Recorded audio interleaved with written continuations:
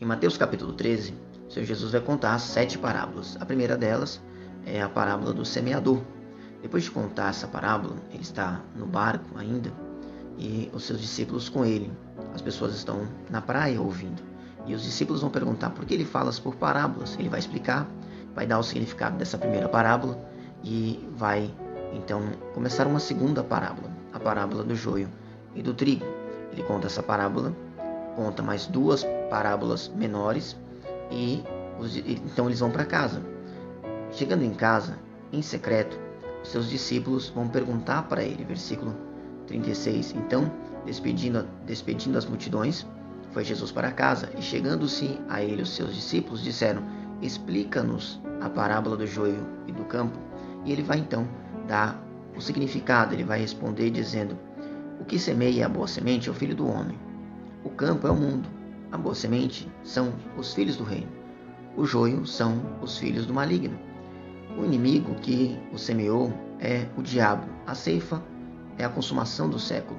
E os ceifeiros são os anjos. Pois assim como o joio é colhido e lançado ao fogo, assim será na consumação do século.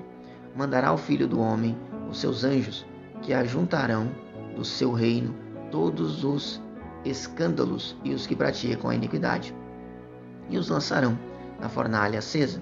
Ali haverá choro e ranger de dentes. Então os justos resplandecerão como o sol no reino de seu Pai. Quem tem ouvidos para ouvir, ouça. Vamos contar então essa parábola. Vamos ouvir então essa parábola contada por Jesus, mas agora sabendo o seu significado, para a gente entender do que ela está falando. Ele diz assim, versículo 24: outra parábola lhes propôs, dizendo: o reino dos céus é semelhante a um homem que semeou boa semente no seu campo. Lembrando, Jesus está falando da semelhança do reino. É como ele se parece, é como nós vamos enxergá-lo, como nós devemos ver o reino dos céus, o reino de Deus como um todo. Então, o reino dos céus, ele é assim, se parece dessa forma. Um homem, e nós sabemos que esse homem é o próprio Deus, que semeou a boa semente. A boa semente são os filhos do reino no seu campo. O campo, atenção, o campo não é a igreja, o campo é o mundo. Muitos pensam que o campo é a igreja, o campo é o mundo.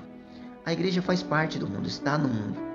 Então, também acontece na igreja, mas é no mundo que ele está falando, é no geral, é no total. Mas enquanto os homens dormiam, veio o inimigo dele, semeou o joio no meio do trigo e retirou-se. Jesus não dá nenhuma explicação sobre quem são os homens que dormiram. Logo, então nós podemos imaginar, podemos entender que esses homens são os próprios filhos do reino, esses que foram semeados. Eles dormiram, e então veio o inimigo e, enquanto eles não viam, ele semeou. O inimigo nós sabemos que é o próprio diabo, e o trigo, o joio, são os filhos do maligno, os filhos do diabo. Então Jesus está falando aqui, ele está dando essa ideia que enquanto os homens eles não prestaram atenção, quando eles deixaram de vigiar, de prestar atenção nas coisas, então o diabo ele aproveitou esse momento para então colocar também a sua semente. Nós vimos que lá no Éden, o Adão por algum motivo não estava com a Eva, então o diabo se aproximou de Eva e a enganou. Nós vimos que por algum motivo o Caim ele se deixou levar pelos seus próprios sentimentos, mesmo com Deus tendo falado pessoalmente com ele. Deus falou para ele: eis que o pecado jaz à porta, cumpre a você dominá-lo. E mesmo assim, o Caim ele deu mais vazão ao pecado. Então nós vemos ao longo das histórias bíblicas que os homens eles poderiam ter resistido de alguma forma a essa ação demoníaca. Eles tinham o auxílio de Deus todo o tempo, mas eles dormiram, eles não prestaram atenção, eles não vigiaram. Então o maligno colocou a sua semente também. O diabo colocou os filhos dele, o joio no meio do trigo. Quando a Eva cresceu e produziu fruto, apareceu também o joio, que é a semente do diabo. Então, vindo os servos do dono da casa, lhe disseram: Senhor, não semeaste boa semente no seu campo? Onde vem, pois, o joio? E aí ele vai responder. Ele respondeu: um inimigo fez isso, mas os servos lhe perguntaram: queres que vamos e arranquemos o joio? Olha, aqui tem algo muito importante de se pensar. Esses servos que vieram perguntar são os mesmos ceifeiros que vão arrancar no dia da colheita. Mas eles vêm agora, quer que a gente faça a ceifa já, quer que a gente atire o joio do meio do trigo. Então, esse dono, esse senhor vai responder: não façam isso, porque senão vocês podem prejudicar. Vocês vão prejudicar o trigo na tentativa de tirar o joio. Essa parábola é muito interessante, porque como aqueles colhedores, talvez eu e você não tenhamos tanta experiência, mas como os colhedores também poderiam arrancar por engano o trigo ao invés do joio. É porque não era ainda tempo de colheita. Ele diz para a gente esperar o tempo da colheita. Não era tempo da colheita ainda.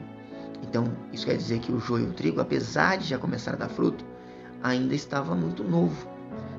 Talvez tivesse ali no meio algo que parecesse joio, mas na verdade era trigo. Talvez tivesse ali no meio algo que parecia trigo, mas na verdade era joio, porque ainda não era o tempo da colheita, não estava tudo maduro. Então, o que é o tempo da colheita? Ele fala no versículo 30, deixa-os crescer juntos até a colheita. E no tempo da colheita, quer dizer, a colheita tem um tempo determinado para acontecer. Então direi aos ceifeiros: ajuntai primeiro o joio, atai-o em feixes para ser queimado, mas o trigo recolhei no meu celeiro. O Senhor Jesus vai explicar que a colheita é a consumação, é o tempo onde Ele virá e julgará todas as coisas. Nesse tempo, então, é que vai acontecer a separação. Mas Ele fala para eles: vamos aguardar o tempo para que não prejudique o trigo no meio do joio. Quer dizer que se acontecer antes do tempo, o trigo pode ser prejudicado. Muitas vezes eu e você, nós queremos que Jesus, nós nos perguntamos até porque Jesus não julga logo todas as coisas.